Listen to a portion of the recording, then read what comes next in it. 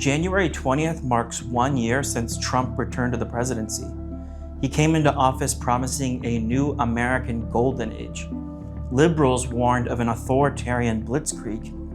In reality, the first year of Trump 2.0 was characterized by dysfunction and disorder rather than dictatorship. Trump has vacillated wildly on domestic and foreign policy.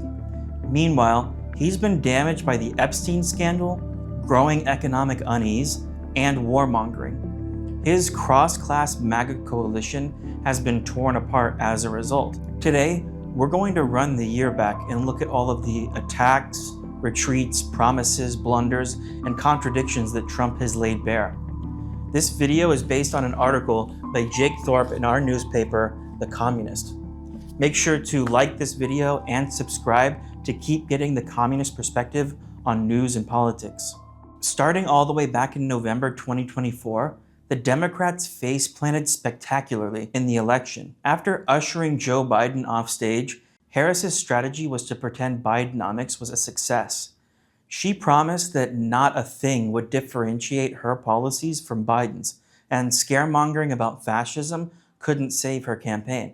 Trump reprised his old outsider routine. He tapped into working-class anger and distorted it into a tool for his reactionary aims.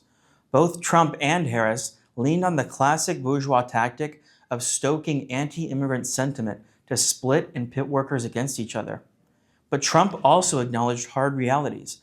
America is a superpower in retreat, with an economy fraying at the seams, and a ruling class too weakened to impose its will abroad unchallenged.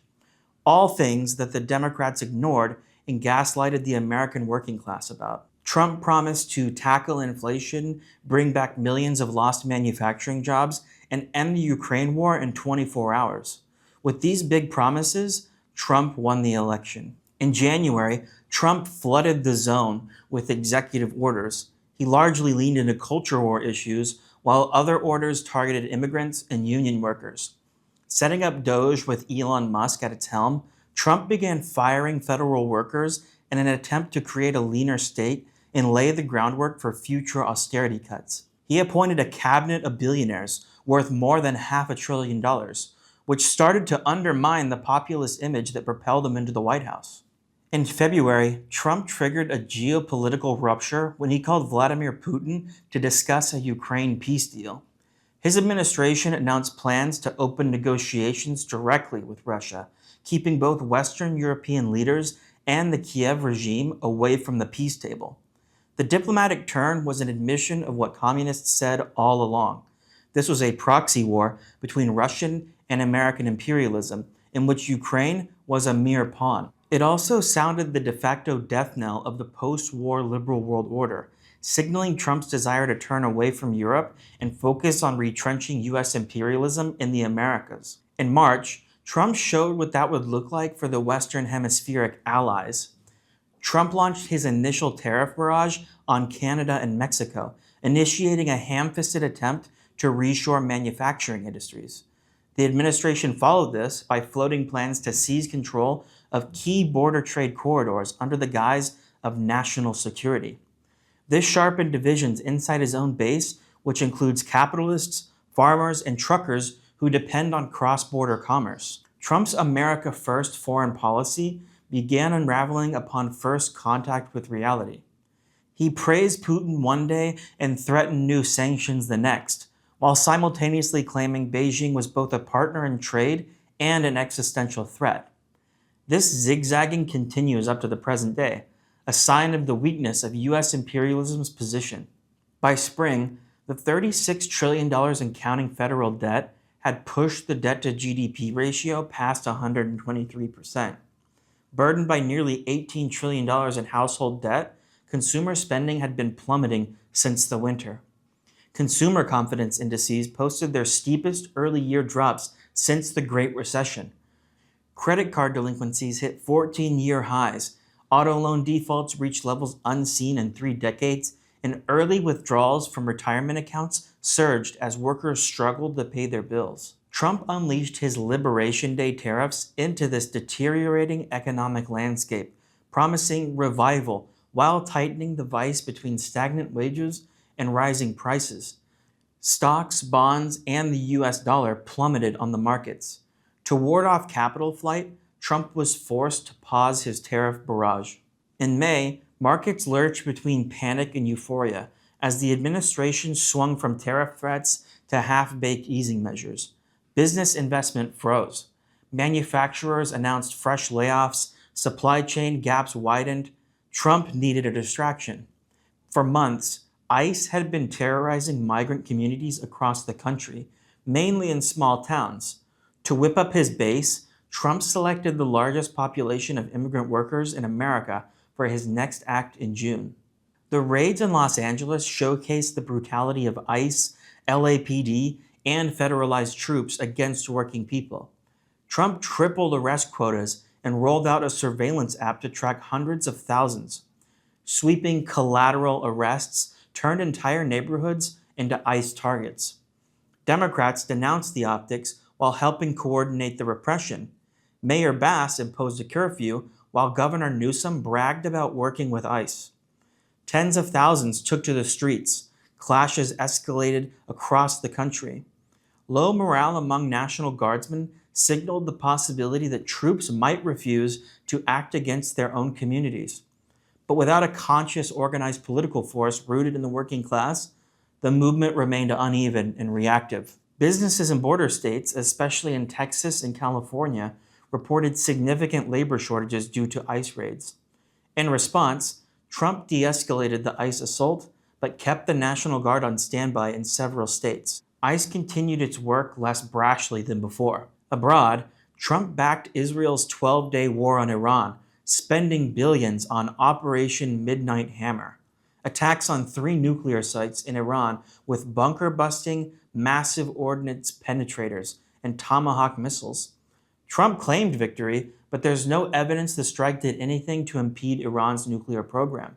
Some elements in MAGA, like Tucker Carlson and Marjorie Taylor Greene, openly questioned U.S. support for Israel's genocidal campaign against the Palestinians. On the campaign trail, Trump promised to expose Epstein's client list. By July, the White House line was, "Are you still talking about Jeffrey Epstein?" 79% of Americans, including 75% of Republicans, wanted all Epstein documents released. 2/3 believed Trump was covering it up. His approval among under 30s collapsed from 53% to 29%, and he was ratioed for the first time on Truth Social. Also that month, Trump's Big Beautiful Bill passed, promising cuts to Medicare and Medicaid while increasing the deficit by an estimated $3.4 trillion. The debt trajectory, combined with erratic trade policy, continues to undermine confidence in U.S. Treasury bonds as a safe haven, threatening another pillar of the post-war order.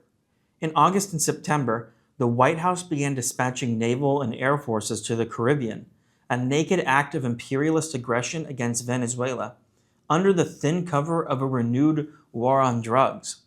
Trump's goal is to push China out of the region and secure Venezuelan oil reserves before the next all-out regional conflagration in the Middle East.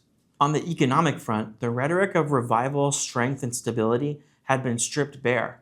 Official inflation rebounded to 2.9%, and food prices rose 3.2%.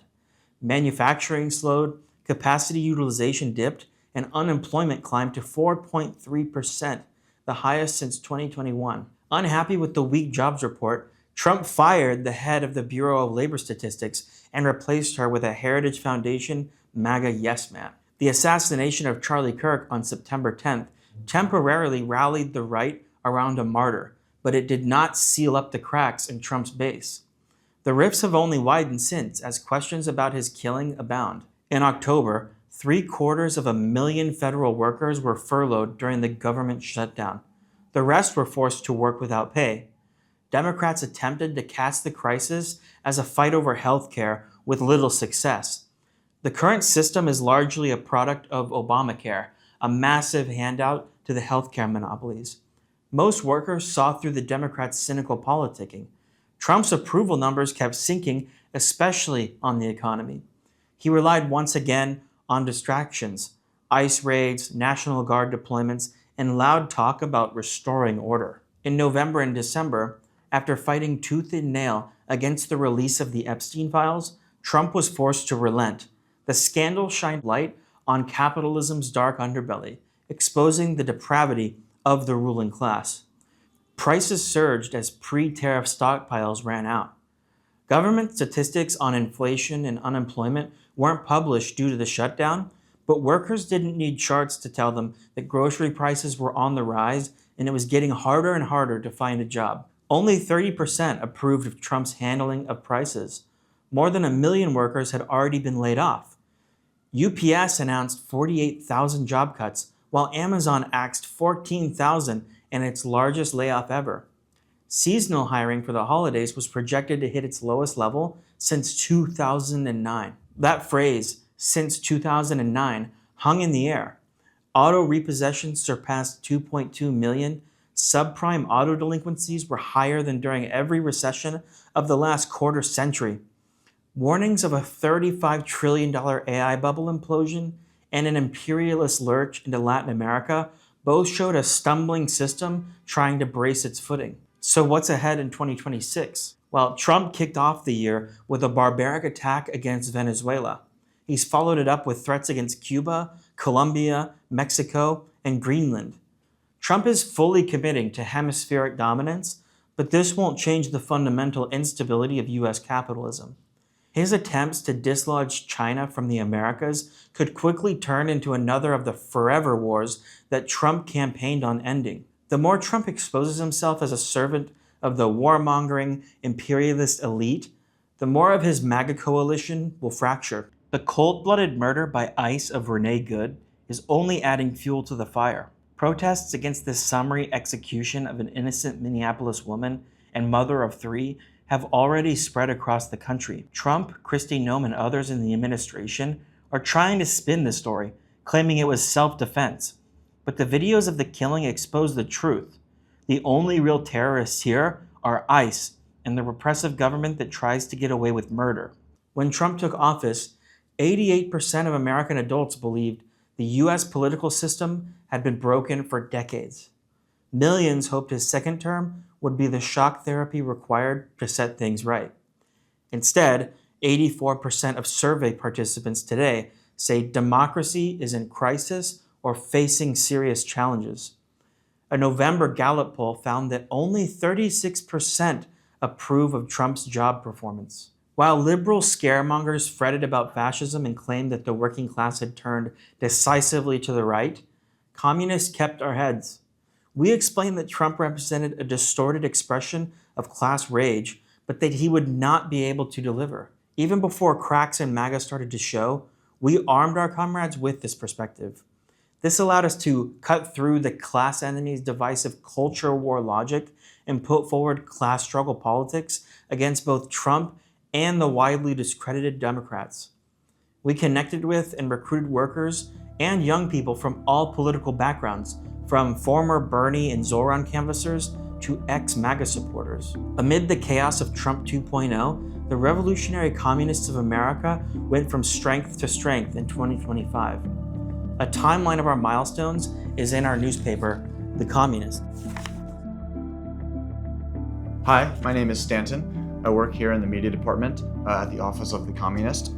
And this past year in 2025, we grew our ranks by 37%. There's 2 themes that we saw. One of them, the big one, is the amount of very young people who are writing in to join our party, as young as 14, 15 years old in some cases, or even younger. But this ultimately proves what Marxists have explained for some time, which is that the crisis of capitalism falls hardest on the youth. The future ahead of this generation is one of climate change, economic catastrophe, certainly not having a nice, stable, easy job and home and life. And this is quite radicalizing. And it's produced an entire generation, a communist generation of young people who want to get organized and want to fight for their own future and for the future of all of humanity. And we recruited quite a few of these young people this year. And whenever anybody joins the RCA, we always ask them, why are you joining? What makes you a communist? These are some of my favorites. This one is from North Carolina.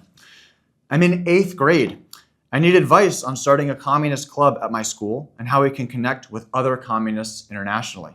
Now, from what I've heard, the comrades in North Carolina are in touch with this comrade and are giving him that advice. And can I just say that to anyone out there, by all means, write in. We have all the advice in the world to give you. And I bet that you actually have plenty of advice for us. And then we got this one too, from Huntsville, Alabama.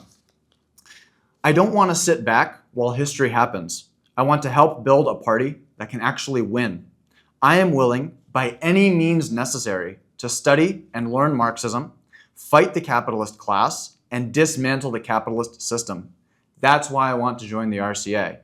These are just small glimmers into the revolutionary attitude amongst the most far-sighted section of the youth. And we are confident there are thousands more people out there like this. You are all welcome into our party. But I'd like to go over one other theme that we witnessed in 2025. The liberals oftentimes paint the entire section of the United States that voted for Donald Trump like an entire group of just reactionary individuals who are dumb and stupid. But Marxists understand it differently.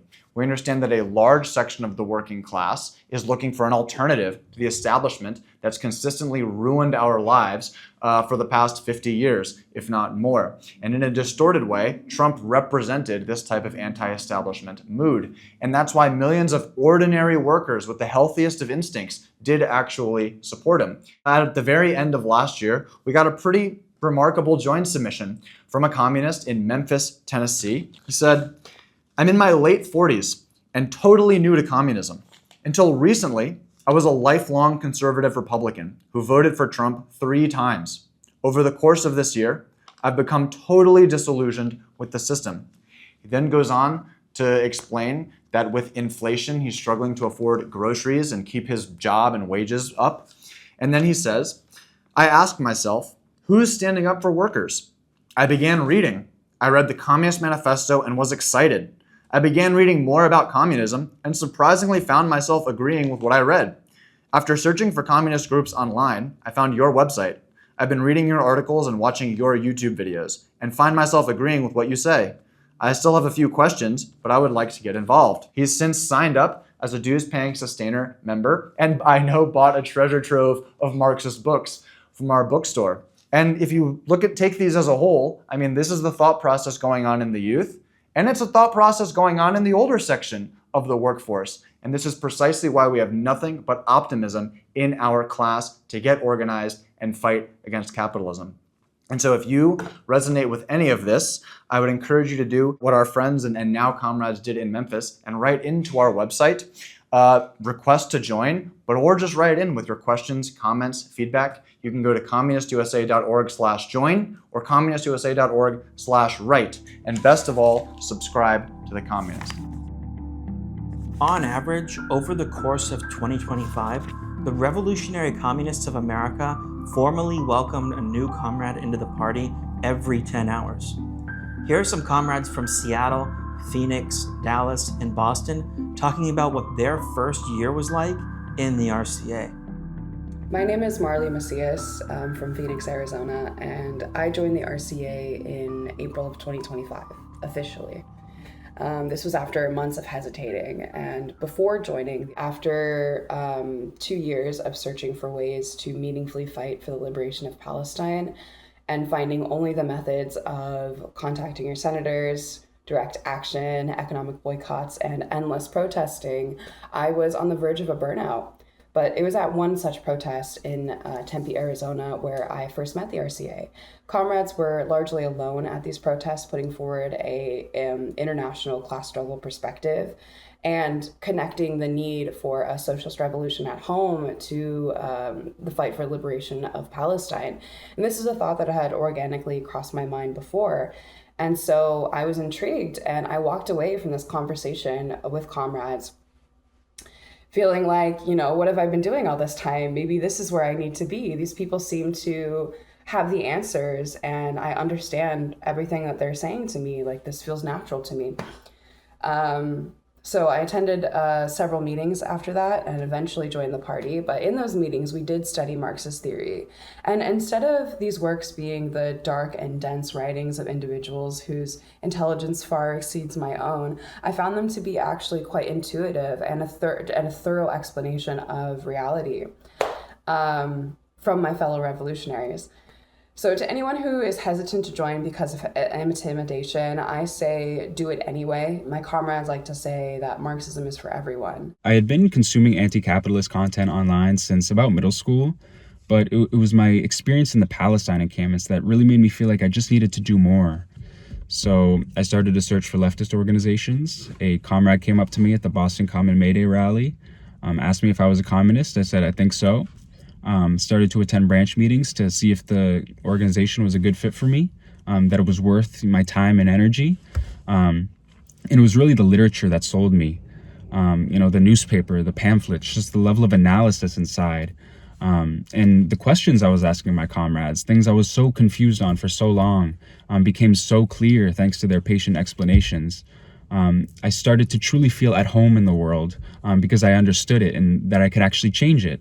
And it was what really set it in stone was the New York City Marxist School. Just the first thing that struck me was just how loud it was during that first round of applause, the energy. And by the end of the weekend, I truly felt like a changed person.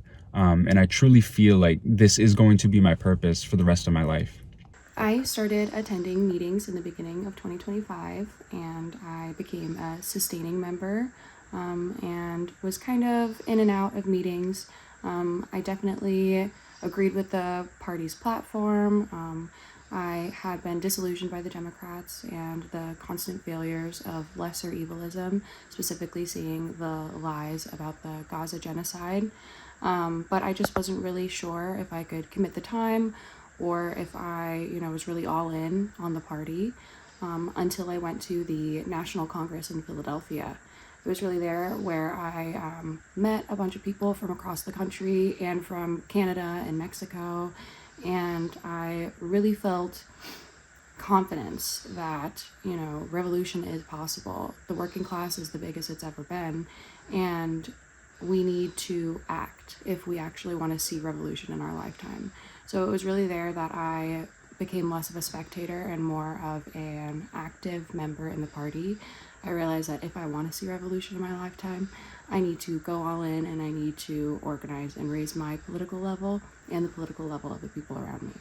I ran into the RCA for the first time at the first No Kings protest here in Seattle, and I probably would have considered myself a socialist at the time, even though I wasn't entirely sure what that meant. I definitely didn't know what communism really was, but I was impressed with their presence at the march. The energy and the chants they had that were directed against Trump and the Democrats. So I decided to give it a shot.